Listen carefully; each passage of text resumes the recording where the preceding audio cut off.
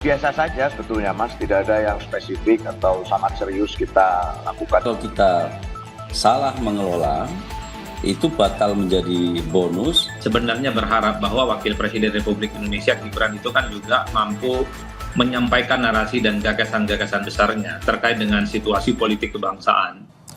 Wakil Presiden Gibran Rakabuming Raka membuat video yang membicarakan generasi muda dan bonus demografi. PDIP menyebut Gibran lebih baik kerja ketimbang membuat video. Lalu ada apa di balik munculnya monolog Gibran ini dan benarkah untuk persiapan 2029? Kami membahasnya bersama dengan juru bicara PDIP, Mas Seno Bagaskoro, kemudian ada Sekjen Partai Golkar, Pak Sarmuji, dan juga Direktur Eksekutif Parameter Politik Indonesia, Mas Adi Prayitno. Selamat sore semuanya. Mas Yasir, Cak Sar, Mas Adi Pray. Selamat sore.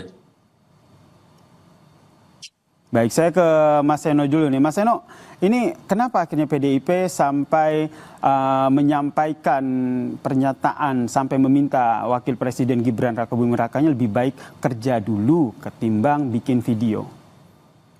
Ya biasa saja sebetulnya Mas, tidak ada yang spesifik atau sangat serius kita lakukan suatu tanggapan terkait dengan apa yang dilakukan oleh Pak Wapres Mas Gibran. Bukan apa, tetapi karena memang sebetulnya itu kan juga mengungkapkan apa yang menjadi perbincangan di tengah publik akhir-akhir ini. Betapa tidak misalnya di dalam kasus video Mas Gibran itu kan banyak sekali pembicaraan dari kawan-kawan yang juga mengkritisi dan mempertanyakan motifnya kenapa kok tiba-tiba. Nggak ada di antara kita yang menyalahkan pada saat seorang pejabat publik membicarakan pemikirannya, menyampaikan pikirannya, membuat video statement, ucapan dan sebagainya. Nggak ada siapapun yang menyalahkan itu. Tetapi menjadi aneh tanda tanya gitu ya, konteksnya apa, seperti apa. Karena kalau kita melihat akun YouTube Mas Gibran itu terakhir mengunggah video kan 9 bulan yang lalu. Lalu di antara 9 bulan itu ada kekosongan lama, vakum, tiba-tiba muncul dalam seminggu terakhir muncul 3 video yang dilakukan secara beruntun selama beberapa hari terakhir. Dan itu mengundang pertanyaan, misalnya, kenapa sih selama ini kan banyak kritik yang muncul kepada Mas Gibran? Kenapa tidak pernah sebagai bagian dari generasi muda itu bertukar pikiran dan berkomunikasi langsung dengan masyarakat dan publik yang mempertanyakan tentang kehadiran dan kinerja Wakil Presiden? Banyak tuh kampus-kampus yang bisa menjadi partner diskusi yang baik. Banyak tuh teman-teman muda yang siap untuk diskusi langsung dengan Pak Wapres gitu. Apalagi di berbagai situasi akhir-akhir ini kan ada yang mengkritik Indonesia gelap, ada yang mengkritik peringatan darurat, ada yang mengkritik macam-macam. Diskursus di tengah publik itu banyak sekali. Lalu kenapa pada saat interval waktu itu tidak ada sama sekali keterangan dari Wapres, tidak ada komunikasi dua arah yang terjadi, lalu tiba-tiba muncul video itu. Apalagi video yang terakhir ada yang merekam di media sosial menyampaikan misalnya, loh ini kok like-nya tiba-tiba banyak sekali mendahului view-nya gitu. Nah, jadi ada berbagai hal yang menjadi titik sasaran perbincangan di tengah publik, diskursus di tengah masyarakat. Sehingga kalau kami merespon itu, misalnya ada Bang Deddy Sitorus merespon itu sebetulnya adalah bagian dari ya kita mengetahui apa yang terjadi di tengah publik dan mengamplifikasi itu. Karena sebagai seorang pengambil kebijakan tentu bukan hanya dalam konteks membentuk opini atau memanufaktur citra, tetapi memang tugasnya ganda dan multiple, termasuk merancang kebijakan dan lain sebagainya. Kalau bicara tentang AI, bagaimana misalnya strategi kita dalam merancang AI yang baik ke depan? Bicara tentang hilirisasi, bagaimana bisa memastikan konsep meritokrasi di Indonesia bebas dari nepotisme dan lain sebagainya. Itu konsepnya dari tataran policy, bukan hanya dalam pembentukan opini. Beda sekali dengan misalnya di legislatif. Itu Mas kalau kami. Oke, saya langsung ke Pak Sarmuji nih. Jadi sebenarnya yang ingin disampaikan oleh Gibran Rakabuming Raka ini apa?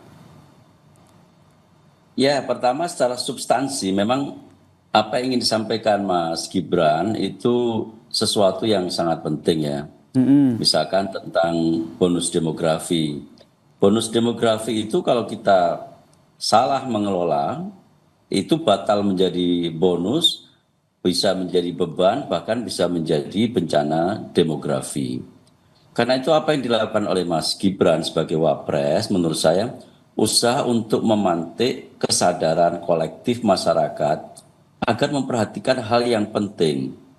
Memang ini pernah beberapa kali disampaikan oleh para menteri dulu zaman Pak Jokowi. Tetapi isu ini sempat hilang dari peredaran.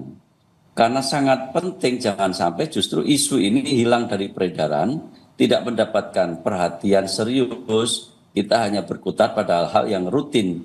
Sementara di hadapan kita tersaji tantangan yang sangat besar, yaitu tentang bonus demografi, komposisi demografi kita, itu usia produktifnya sangat besar pada tahun 2020, mulai 2025 ini sampai 2040-an.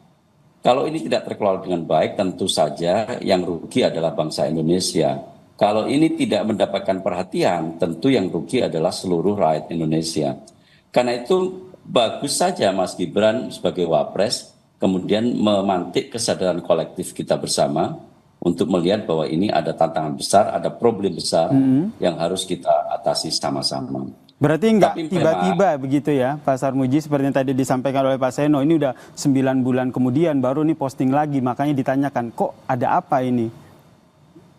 Kalau urusan postingnya baru sekarang mungkin karena kesibukan nggak sempat posting, ya wajar saja. Saya sendiri punya akun YouTube juga lama sekali nggak saya isi, nunggu Pak Mas Adi Prayitno barangkali ada komentar nanti saya tampilkan di situ. Ini kan momentum saja. Jadi mumpung juga isu ini sudah lama hilang dari peredaran, kalau dipantik sekarang, disosialisasikan sekarang, dikomunikasikan sekarang, ada bagusnya. Jangan sampai isu itu hilang. Oke, saya ke Mas Adi. Mas Adi melihatnya seperti apa ini? Ya saya kira dua hal, ada yang politik dan ada yang substantif. Kan memang dari dulu banyak sekali pihak-pihak yang sebenarnya berharap bahwa Wakil Presiden Republik Indonesia Gibran itu kan juga mampu menyampaikan narasi dan gagasan-gagasan besarnya terkait dengan situasi politik kebangsaan. Baik secara interaktif, mutual understanding, ataupun misalnya disampaikan secara terbuka melalui statement-statement yang sifatnya monolog. Karena memang dulu ada semacam dugaan bahwa Wapres kita, Gibran itu kan tidak bisa bicara, ataupun bicaranya itu tidak sepasih misalnya mantan-mantan para aktivis. Jadi wajar kalau kemudian di tengah tuntutan itu tiba-tiba muncul video monolog dan menyampaikan sebuah gagasan, salah satunya soal bonus demografi, muncullah perdebatan yang cukup panjang.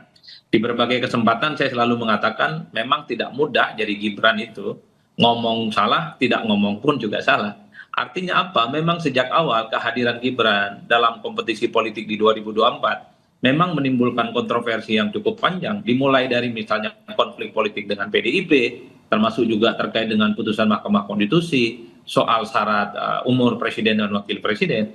Jadi praktis setelah menang Pilpres berpasangan dengan Prabowo Subianto, hal-hal yang terkait dengan Gibran itu selalu memancing polemik dan kontroversi yang tidak berkesudahan. Itu di satu Mas, di situ. Nah yang kedua memang harus diakui secara politik itu kalau kita mau jujur, ini kan juga bagian dari upaya untuk meningkatkan engagement, bagaimana publik semakin terkonfirmasi bahwa Gibran itu adalah wakil presiden yang memang perlu juga diperhitungkan terkait dengan jalan panjang menuju 2029. Karena kalau kita melihat elit-elit partai, orang-orang penting di negara kita, itu kalau melihat gestur dan narasi-narasi politiknya, itu sepertinya memang sebagai upaya untuk menyusun kekuatan politik menuju pertandingan di 2029, entah sebagai calon presiden ataupun sebagai calon wakil presiden. Wajar kalau kemudian ketika video-video monolog yang disampaikan oleh Gibran, itu juga bagian upaya bagaimana publik melihat Gibran ini sedang membangun satu spotlight, selalu membangun diskursus, supaya Gibran itu dikait-kaitkan dengan soal kemungkinannya untuk bisa bertanding nantinya di 2029. Ini adalah dua hal yang menurut saya selalu diperbincangkan, diperhitungkan, dan sampai hari ini itu terus menjadi bergunjingan.